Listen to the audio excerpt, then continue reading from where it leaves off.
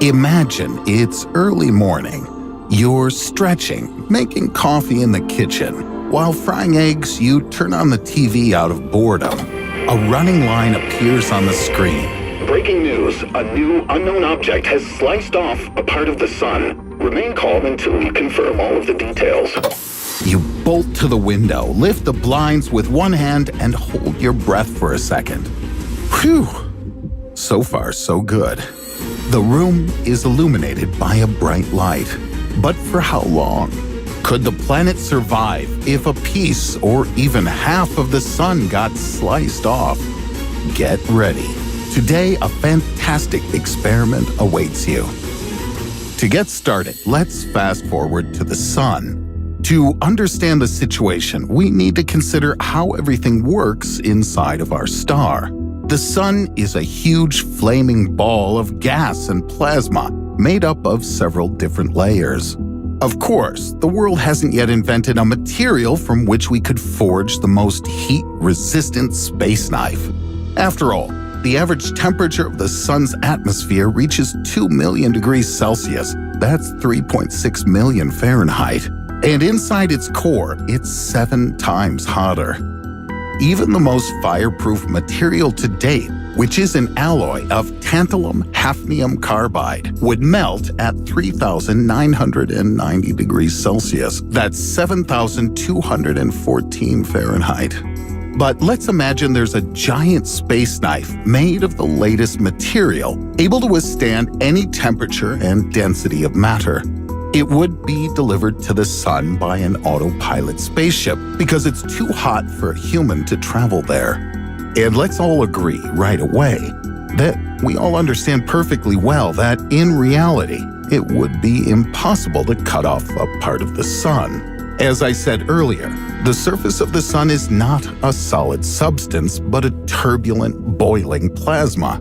But we have an experiment here, right? Therefore, the sun in our video will be cut into pieces like a watermelon. If the inside of the sun were empty, we'd need about 1 million planets like ours to fill it.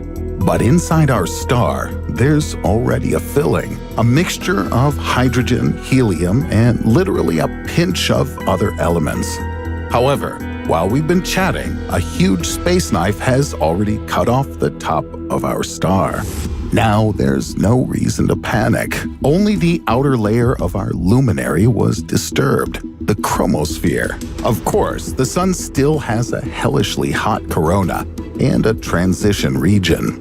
But there's nothing that could be cut there. The density of this matter is so low that it's almost comparable to a vacuum. So, let's get right into it.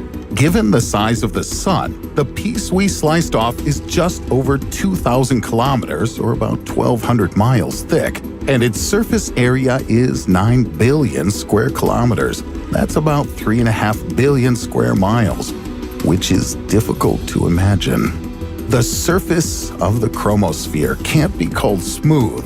It's all dotted with luminous columns of plasma, like spikes. If you simply cut the sun and moved a piece of it into space, our star would instantly pull it back. The gravity of the sun is so strong that it would do so with ease, as it would be with any part of the star, which is extremely important to maintaining the shape of the sphere. But let's imagine that this piece simply disappeared into space. What would happen? Most likely nothing fatal. The mass of the sun would still be large enough to continue fulfilling its function. The main variable here would be if this cut-off piece of the sun moved towards the Earth. When approaching our planet, it could be destroyed by the pressure of the Earth's atmosphere, and a vacuum would form in its place. An explosion would occur, and a shockwave would cover the planet. It would break windows and tear apart our eardrums. In general, not great prospects. Now, let's make an effort and cut off exactly 1/4 of the sun. Here, all layers of our star would be affected. Our knife would go through the chromosphere, hook on the layer below, the photosphere, then additional layers, and of course, reach the solid core. Thanos snaps his fingers and a quarter of the sun disappears in space. Imagine that in the most dangerous vessel in the universe, where the pressure is 265 billion bar, there's now a hole. And now a huge amount of hydrogen and helium, heated to gigantic temperatures, together with gamma radiation, bursts from its bowels. There are no more layers restraining, absorbing, and distributing this mad energy. How would this threaten the Earth? Unprecedented gamma radiation. This has a very high penetrating ability, but while passing through the Earth's atmosphere, it would partially dissipate. In the event that the solar core was exposed, the strongest gamma-ray burst, a large-scale cosmic emission of explosive energy and incredible brightness, would fall upon our planet. Our atmosphere could still withstand the pulse wave, but gamma rays would begin breaking the bonds between nitrogen and oxygen molecules in the atmosphere. As a result, we'd be awaiting supercooling, abnormal rains from nitric acid, and solar radiation. In fact, the sun we now know would cease to exist. This would be the birth of a new star. And at the stage of birth, a star's character can be quite unpredictable. It's unlikely that the usual order of the solar system would be preserved. After all, the sun is 99.8% of the total mass of the entire solar system, and suddenly this number would decrease by a quarter. Most likely, the Earth would no longer be able to rotate as before around the sun. The brightness of our star would drop 25%. So the Earth would no longer be in the habitable zone of the sun. It would begin cooling until all rivers and oceans froze. Within a few years, the Earth's surface would turn into an icy desert, like on Europa, Jupiter's moon. If humanity could survive, it would only be in some underground bunkers. The simplest forms of life would be preserved only in hydrothermal waters. And in any case, if a small piece of the solar core somehow reached Earth, then there would be no trace of an ice crust left. Just imagine, in order to destroy all life within a radius of several tens of kilometers, a substance literally the size of a pinhead would be enough. So what do you think would happen if a quarter of the entire solar core reached the Earth? As you might have guessed, when the sun loses half of its mass, the changes would have an even more deadly effect. It's unlikely that humanity would have months to adapt to new conditions. If we weren't immediately killed by the strongest gamma-ray burst, then natural disasters, a magnitude of which Earth has never encountered before, would do so.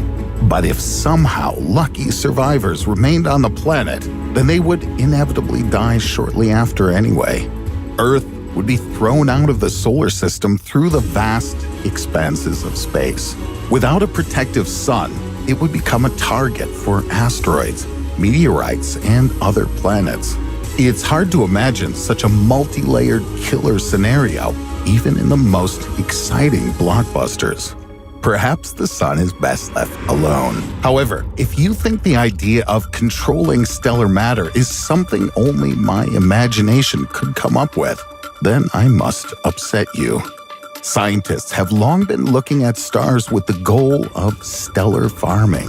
It'll be important for future generations, and perhaps even our direct descendants, to control the evolution and properties of a star, including increasing its lifespan, extracting materials, or even creating new stars.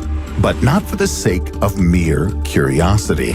For example, in order to increase the lifetime of a star, it's necessary to slow down the nuclear fusion taking place in its core. So you would need to rid it of excess mass. Stars already lose a small flow of mass via solar wind, coronal mass ejections, and other processes. A method called star lifting would have to increase the natural plasma flow so that it could then be manipulated using magnetic fields. The idea is excellent, but it's scary to imagine what the consequences might be if we try intervening in the ways of the universe. To minimize risk, we'll need something to hone our skills on.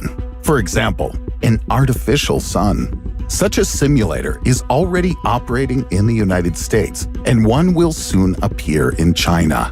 This sun can be fearlessly blown up, cut, reduced, and enlarged. And only after we know in advance all the possible consequences and understand the risks would we move to the next level, working with a real object. In the meantime, let's let everything be, and let these experiments merely remain as figments of our imagination. So, what do you think about manipulating stellar matter? Let us know in the comments, and don't forget to like and subscribe to our channel. We still have a lot of ideas and experiments ahead.